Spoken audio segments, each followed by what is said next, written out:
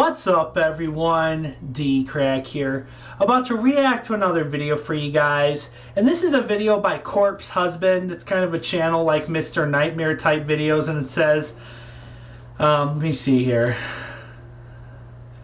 7 true shocking emergency worker stories, paramedic, EMT, firefighter, and 911 operator horror stories. So yeah, it sounds like, you know, emergency vehicles and stuff, horror stories from them, 911 calls, stuff like that. Like always, guys, I'll have a link to the original video down below. Let's go ahead and check it out. Before the video begins, I'd like to state a few things. This video contains some very disturbing and violent stories coming from emergency workers such as EMTs, paramedics, firefighters, 911 operators, etc. I ask that you please respect them in the comments, as these were very traumatic experiences for them. I hope that this video spreads awareness on how hard their jobs are and has some lessons for you to take with you. I couldn't be a 911 extremely operator. gruesome stories, this may not be the video for you. That being said, let's begin. Oh shit, extremely gruesome. Sounds kind of scary. Law enforcement / EMT here. There was a family of 4 in the car. Mom driving, teenage daughter in the front seat, grandma and 5-year-old son in the back. The mom was texting and driving and didn't notice a huge sweeping curve in the road. Went head-on, driver to driver, with a gravel hauler 18-wheeler without either of them having time to touch the brakes. My partner arrived a minute before me, and the first thing I saw upon arrival was him crying, carrying the lifeless 5-year-old boy away from the car covered in all kinds of fluids. I couldn't imagine. What remained of the vehicle's passenger side, and there was blood and brain matter all over. The mom, who was the driver, was just pieces. Completely severed arms still trapped between the steering wheel and dash/hood and engine. The grandmother was pinned behind her, broken back. If any of you guys have ever been on bestgore.com, the website that's got like crashes and gore, front seat survived, which is how you'll know exactly what he's talking about. I've responded to a lot I've seen of some bad accident gruesome pictures. things, It's but gross. this was easily the most disturbing. My daughter was the same age as the little boy, and I will never shake the image of his sad, lifeless body and my partner crying while carrying him away. Like other emergency workers say, generally things involving kids are harder to deal with. For fuck's sake, don't text and drive. I don't. I turn my phone off when I'm driving. 2. I was a dispatcher for 10 years. When I think of one of my more disturbing calls, a couple comes to mind. There was an elderly man who called. It makes you a little emotional about a kid. My wife. I'll be in the backyard when you get here. Killed my wife? Turns out, his wife was terminally ill and she wanted to die, so he shot her. Then he walked into the yard to shoot himself because he couldn't live without her. This was both the most romantic and tragic thing I've ever heard. Wow, that is sad. Fuck. 3. Paramedic here. It's like 11:30 at night and we get a call for a pregnant lady experiencing cramps and vaginal bleeding. Great. We get on scene and we find this lady standing in her driveway, shaking, pale, and altered. She wouldn't answer any of my questions and no one else was around. I figured she lost a lot of blood, and once we got her in the ambulance, I used a Doppler to listen for fetal heart tones. Nothing. I told my partner that I was going to check inside to see if anybody else was in there, so I grabbed a flashlight and headed towards the open garage. I noticed a lot of blood trailing inside, so I followed. Did she cut the baby out herself? Did she do an abortion on herself? The kitchen, the living room, and into the bathroom where the only light in the house was already on. I called out, "Paramedics, anyone here?" No answer. I opened the bathroom door and I see the blood trailing towards the toilet. Right next to the toilet was a miscarried 28 to 32 week fetus. It smelled horrible and I suddenly felt really freaked out. Oh my God. I remembered that mothers tend to still require bonding time with their kid after a miscarriage, so I picked the kid up and put the body in the bag. Then I returned to the ambulance. Once inside, my partner had started fluids on the patient and I told him what I had found. We decided to just hit the road and get her to the hospital and en route. She didn't say anything for a while. Finally, the mom looked at me and simply and quietly asked if she could have her baby. I said of course and handed her the dead fetus, still in the bag. She teared up and held it tight for the rest of the trip. That's so sad. I just sat there, Jeez. quietly observing her vitals and holding her hand. Me having 2 kids myself, that's Number kind of 4, emotional because passengers, keep your seatbelts on. a baby and your feet can on survive the floor. at 30 Seriously, weeks this is with the help only from car a I've ever hospital. projectile vomited on.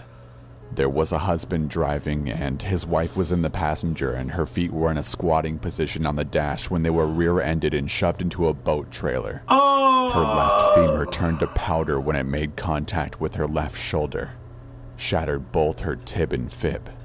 Also, her scapula and her leg actually ended up looping over her shoulder, and her foot and ankle was resting between her back and the seat rest. Oh, At God. first, I thought it was a scarf. I was wrong.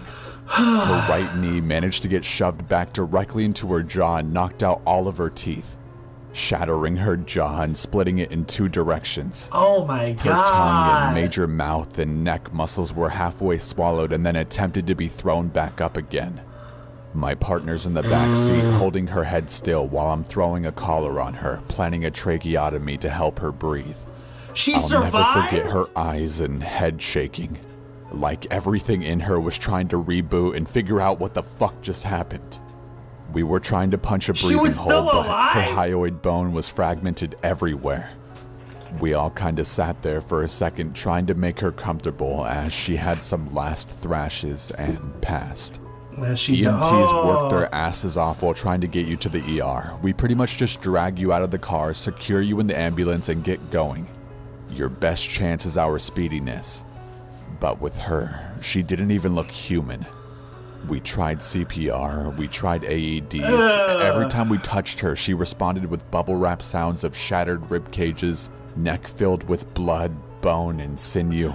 And her legs are still wrapped all over gurgling herself. noise. Ugh. We never got her breathing again, and she was pronounced dead on arrival.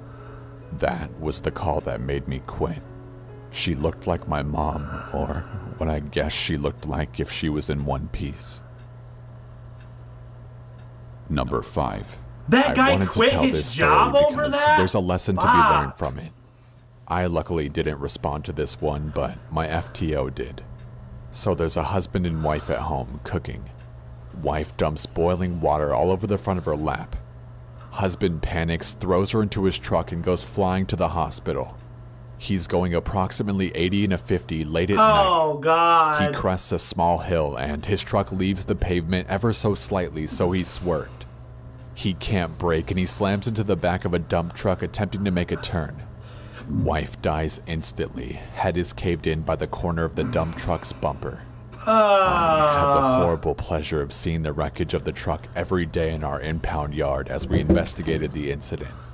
The husband got charged with manslaughter, and I don't know what happened with that.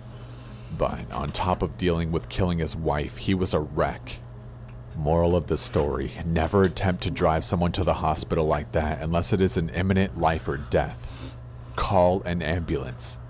First responders are trained to drive at a high rate of speed. The ironic and can thing stabilize is, a patient. he was trying to save his wife for burning her lap with boiling water, and then he ends up killing her. What's Number the irony 6. of that? This was when I was still on placement for being a paramedic. We got sent to a sketchy hotel / low-income building for a check the welfare, funny smell coming from the room. So we get to the dodgy apartment God, and head something upstairs dead's to in the there. room with the little Chinese landlord. On the way down the hall, the smell Chinese hit landlord. you like a dead, rotting flesh kind of smell. So we get to the room. Landlord unlocks the door. The door won't open, so he had to body check the door open. There was knives jammed into the door frame to keep the door wedged shut, which we thought was a little sketchy. What? We decided to wait for the police before we entered the room. So we were waiting, and we could see that the bathroom is right next to the entrance and there's a tap running. So me and my partner basically say, fuck it, let's go check it out. So we head into the apartment. Drug paraphernalia no. everywhere. We turn into the bathroom, find the bathroom sink that was running, and a lady in the bathroom. She is green, like Hulk green, bloated, skin rotting, smells like death, clearly had been dead for at least a week.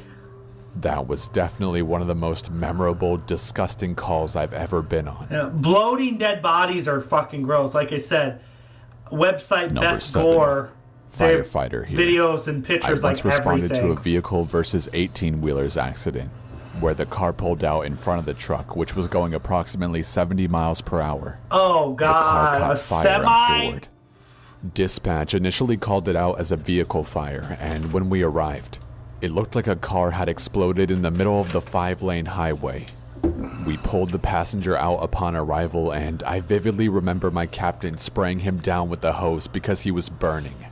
He likely died upon impact, but everything except for his right arm, which had been out the window, was severely burned. My engineer, who pulled him out, said on first grab he felt the skin give away all the way to the bone. That's how badly the passenger was burned. After the accident and the fire, all that remained of the driver was a pile of human parts melted into what remained of the seat and driver floorboard. It was unrecognizable until the coroner started trying to pull it out, and I saw some ribs. Part of the driver's face had been cut off upon impact, and it was laying in the roadway among the assorted car parts. It still had hair. The whole thing haunted me for a long time. Yuck. Hey, everyone. Well, alright, guys. That was a video by Corpse Husband. 7 true shocking emergency horror stories. That was fucked up. Like I said, I've seen some pretty bad images and pictures of like car accidents, and like I said, the one bloated body. There's, like I said, there's a website. It's not on the deep web or anything. It's just called Best Gore, but you can go on there. It's sometimes interesting because there's just random videos of just different, accidents and different crap. And as fucked up and messed up as it might sound, sometimes it's kind of fascinating to see how many different ways people can die. Because there's certain websites that show different ways people die and crime scene photos and stuff. And it's kind of fascinating. It's fucked up for the person who died, but I don't know. Maybe I just have a fucking weird dark mind or something. I don't know.